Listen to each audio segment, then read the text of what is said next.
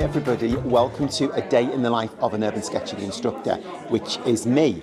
And we're here at the moment in wonderful, wonderful Edinburgh. It's day 2, it's Tuesday, and we're going up to a place called Maker's Court. I think it's Maker's Court, it could be Marker's Court or Macker's Court, but we'll find out. Now, I've just briefed all the students about today, what the plan is and the trip that we're going to be taking now through the old town of Edinburgh, weaving our way up to the court. We're all about to set sail and we're going to do steps 1 and 2 on location, and then we're going to come back into our wonderful, wonderful studio and finish everything up with the painting, the tone work and the detail. So thank you for joining me on this journey. It's going to be super fun. Got everything planned, everything sorted, but of course it's creativity, so we don't know what's going to happen, but it's going to be super, super exciting to find out. So thanks for joining us. Do you know, my superpower, if I've got one superpower, it's picking locations. I'm really good at picking locations. Welcome everybody to workshop number 2. Okay, this is Maker's Court, Marker's Court or Macker's Court. It's probably neither of them. I'm going to ask the guy with the bagpipes later what it's called and he'll probably say something totally different. This is today's subject, this view here. This is just 2 layers, okay? And the back layer is actually quite flat. Even though it's got lots of kind of irregular shapes and roof lines and angles, and it's actually quite flat in some ways, okay? The focal point is going to be the lamp. That's the foreground. So it jumps from the foreground to the background. The midground is just the space, or if anything, that little cross that we can see there, all right? I love this view. I taught here in Edinburgh about 9 years ago it was. I was teaching here, and I actually did this location, but kind of further over that way. The parameters of the sketch, so what kind of is on the left and on the right hand side, I'll probably grab, you see that rounded domed tower which belongs to the Writers' Museum. I'll probably do that on the right, and on the left I'll just squeeze the edge of this big tall building in as well. So then everything between that will be compressed in the centre. I'm really excited, and I've got to apologise, I don't get out enough, but I'm really excited about the chimneys, you know? And if you don't like the look of them, and if you're not excited about it, you're in the wrong place. I mean, you know, as visual people, as people that like to record the world around us, you've got to be kind of excited by that. Do you know what I mean? Because what happens, and you'll see it today, people will come in here and they'll walk in. I just nearly waved again at that guy. They'll come in and they'll take a photograph, they'll go and read that and they'll walk out. They won't really stop and look. And we're going to stop and we're going to look, okay? And that's really cool. That's good for you. That's healthy. It's living in the moment. And it's really investigating the scene and peeling back all the layers, okay? So on that subject of peeling back all the layers, I'm going to do steps 1 and 2 again with you today on location.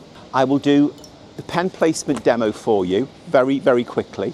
Okay, you can take a photograph of that, and then I'll sketch step 1. Today, let's just keep it simple. I mean, try and get it accurate, but you know, don't be fiddling around with all the windows, just leave them as rectangles. Once you've got the rectangle in place, leave it. And remember, try and make the windows smaller. Make them small because they can grow outwards, okay? So keep it really, really simple.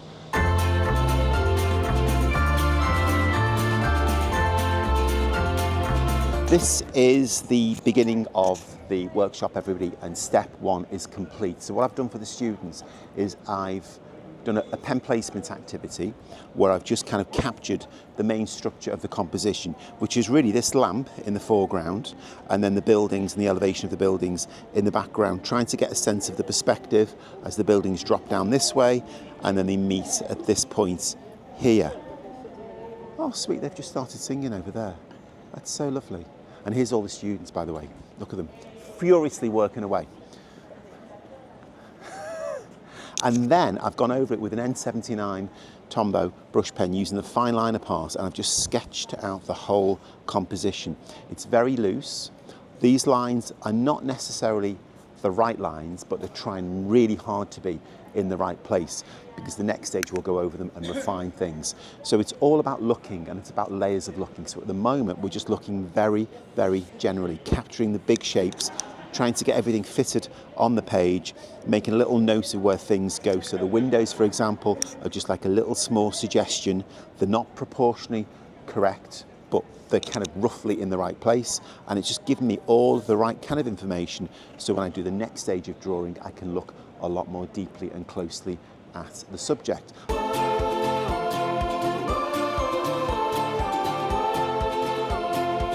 I've just completed step number 2. Now, step number 2 is going over the initial lines in step 1, but adding a lot more information, and it helps me to look much more deeply into the subject. And I've just shared this sketch with the students. So you can see now the windows that started off life as a simple rectangle. I now put the panes in, I put the frames in. I've added a lot more information to the roof here with all the chimneys and all the little pots sticking up as well. We've got some brickwork coming down the side to lead us back into the centre part of the picture. I'll pop those railings in as well. I'm being quite careful with the railings, because when you look at the scene, the railings are really quite prominent and they're quite important, and they're very much the personality of this little courtyard. All of these old iron railings that go back many, many years. So to put those in is kind of important. And then as we move down, we've got this little brick wall. And then we've got the lines in the road. Now, this has been the big learning thing for the students, because with these lines, you've got to really start trying to read the space, and you've got to look for some kind of key lines. So, for example, this line here that runs along into the lamp, that is this line here.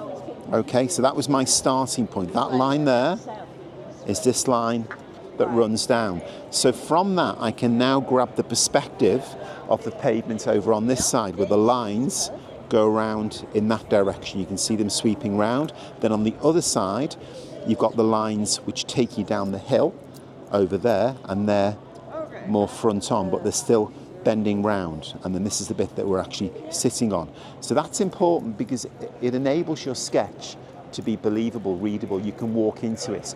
Otherwise, you'd neglect that area and it would just be floating on a white space, and it'd be hard for people to connect themselves into your picture. So certain parts of the scene, when you're doing step 2 like this, they become quite tricky, and you're not quite sure what the tricky things are going to be. You know, you look at the picture and you think, oh my goodness, all those windows, those chimneys, they're going to be really hard. But they end up being quite straightforward, because it's just about observation and recording what you see. The tricky bit is really capturing the more subtle lines to make the scene believable. So this is the end of step 2. It's taken me about 30 or 40 minutes to do, and then we're going to head back to the studio shortly, and we're going to start putting some colour on. So we're all heading back to the studio now, everybody, so just come with me. I want to show you this area. This is Grassmarket, everybody. Now down there is Well, not Bow Bell, keep saying Bow Bell, but it's Well, and we're doing a workshop there shortly. And then down there we have got the end of Grassmarket, where you can see the castle. So 2 fabulous, fabulous locations. And this is a really, really busy area. Now behind me is the Last Drop Tavern. But if you just come over here, I want to read a little piece to you. Around 1660, so years ago, Grassmarket became a noted place for public executions. The hangings continued on an almost daily basis. Every day someone was being hung here, until 1784, so that's like 120 years. The last person to be hanged was James Andrews, a robber. He was just a robber and they hung him. My goodness, I mean, nowadays they just let you off, wouldn't they? The last drop, so this place here, is said to be a reference to the last drink taken by prisoners before they were hanged, but likely to be a rather more grim reference to their own last drop of blood through the scaffold trapdoor. Seriously, that is so gruesome, isn't it? You know, I mean, you can laugh about these things, you can smile about these things now, but you know, just take yourself back in time. Aren't you glad you're around now in the 21st century? In the window of the Last Drop Inn, they've got nooses hanging down, which you can see, and they turn them into lamps. But what's really interesting is the hole. They've made it significantly small. So when people go in there and they have a few too many drinks and they kind of try these things out, they don't end up hanging themselves, because that would not be good for business. This is Bowell, not Bow Bell, okay? It's Bowell because it's an old well, you see. And this apparently is one of the historic meeting points for Edinburgh, going back to the Middle Ages. And what I love about this is just the potential for really capturing the sense of the old town, the elevations. You've got this in the foreground. I mean, this is death by perspective and death by windows. So one of the big teaching things about this subject will be, don't put all the windows in. In fact, don't even put all the buildings in. You know, we'll really simplify it to begin with and just miss things out. There will be a slight issue with traffic, as you can see, because there's vans around here. We're not meant to have anybody parking here. I spoke to a taxi driver the other day and he assured me that taxis don't generally be here.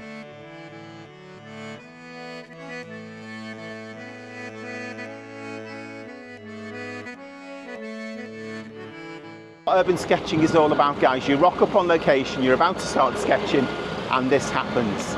And this is why we love it so much. So we're back in the studio, everybody, and the students are just finishing off step 2, and we're going to start painting soon. But one of the things that some people have been finding difficult is this idea of perspective. Because in this particular scene that you can see of Maker's Course, there's lots and lots of angles going off in different directions. And behind the lamp is that kind of cuboid box kind of building, which you can see. So I've just done a little exercise where I've kind of broken that down into like a really simple elements. And we've started off with a line coming across here, which is basically your eye level. So we talked about your eye level and how your eye level is obviously slightly higher than the bottom of the building. So we've then looked at the scene, looked at that building in the centre, just behind the lamp, and just took the corner, the very corner where the two planes come together, and dropped it below the eye level line down to there, and that's obviously the ground level. And then from that we've then used the vanishing point on this side, which we've identified at eye level, and the vanishing point on this side, which we've identified, and then we've radiated some lines coming down to the vanishing point, and then that then enables us to grab the top of the elevation and the bottom of the elevation, and then we can also do the tops and the bottoms of all the windows as well. So it's a really simple exercise, just making everything a lot clearer and sharper so people can visualize how the vanishing points work at eye level. But then we've made it slightly more complex by just extending it further up so they can actually see how the angle of the chimney works as well. So the kind of front of the chimney and the side of the chimney, because that's on the same plane as that, and the edge is on the same plane as that, they're then using exactly the same vanishing point. So you can see how the angle here is much sharper because it's further away from your eye level. So it's just been a really useful exercise for the students. And it's important for me as a teacher to not do that to begin with. Don't do that before the workshop because it will just make it so confusing.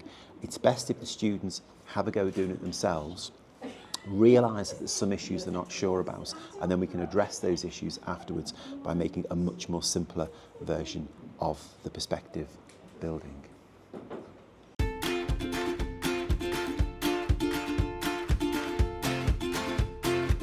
So step 3, everybody, in the process is the watercolour stage, obviously, because we draw 2 steps of composition and then we put colour on.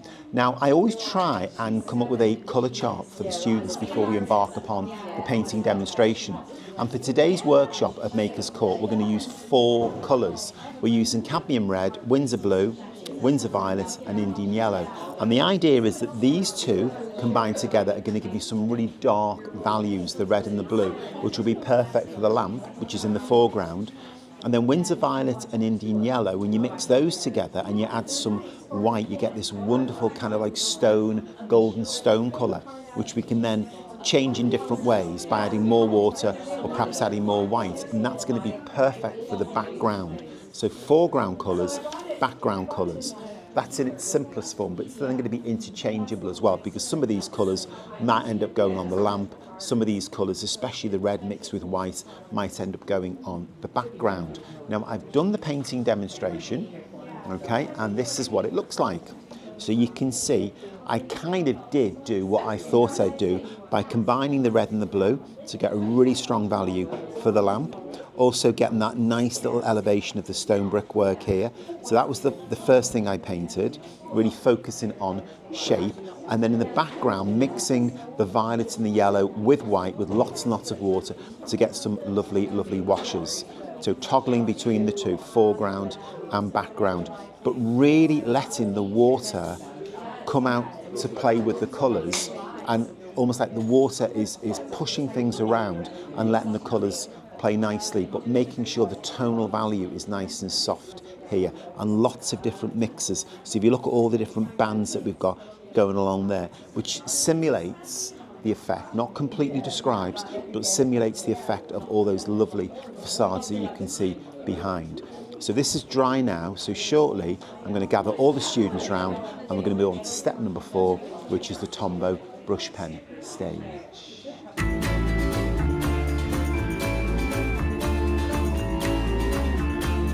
So I've completed now, everybody, step number 4, and this is using the Tombow brush pens. So the colour has dried. I've gone over all the colour now using a range of grey value Tombow brush pens, so light grey, mid grey and black. And the idea behind this obviously is to add lots of tonal value, but we're also touching on the detail stage now. So you can see a lot of the windows, I've started to capture the little panes of glass, but not just doing them all black, actually looking deeply at the subject and seeing how in some cases you've got perhaps the shutters coming down or the curtains drawn across, you've got little bits of grey and little bits of black. Also using the same grey value, I've started to capture lots of the paving stones as well, which is adding a lot more realism to it. Also coming up the side as well, some of the stones, the dome round here, blending down the side to capture this kind of recess of the doorway and the balcony as well. Also putting the roof lines in, adding some more tone to the chimney pots. So all this tone work is sitting on top of the paint, and because they're water-soluble pens, they're blending in with the colour as well, and it helps you to push things around. So it's starting to touch upon that detail stage, adding lots more depth and realism to the painting stage, and we have got one more step to go.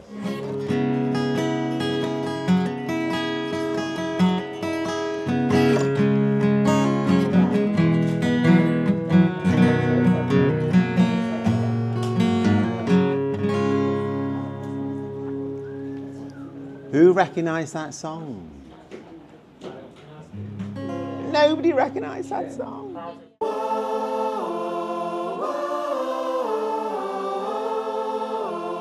So it's nearly finished, guys. It's thinking of being finished. I've done lots more detail. I'll just share with you a few little things that I've done.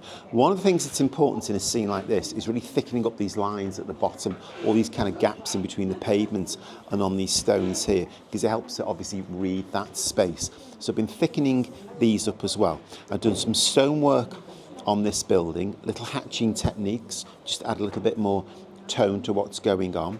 Also doing some perspective on these chimneys as well. So just kind of working around and just adding little bits of texture and patterning and detail to the whole scene. It's almost finished. The trouble is I really want to do a song with the students because they're desperate to start singing. Aren't you, everybody? You really want to do a song with me now, don't you? Yes. So enthusiastic. Right, so we're going to sing a song, so I probably won't get a chance to finish it off today, but I certainly will get it finished at some points. So it's almost finished. So thank you all so much for joining me for a day in the life of an urban sketching instructor. That's me, by the way. Ready? It's a little bit funny, this feeling inside. I'm not one of those who can easily hide. I don't have much money, but boy, if I did, I'd buy a big house where we both could live. That's beautiful, guys. I was a sculptor, but then again, no, or a man who makes potions in the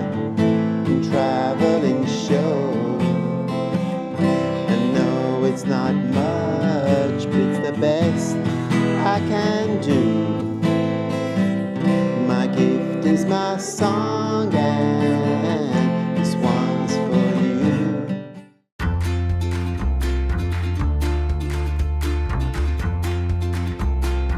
This was, I don't want to say it was easier, but it was more straightforward in the sense that there was just that object in the foreground and then there was that kind of arrangement of buildings behind.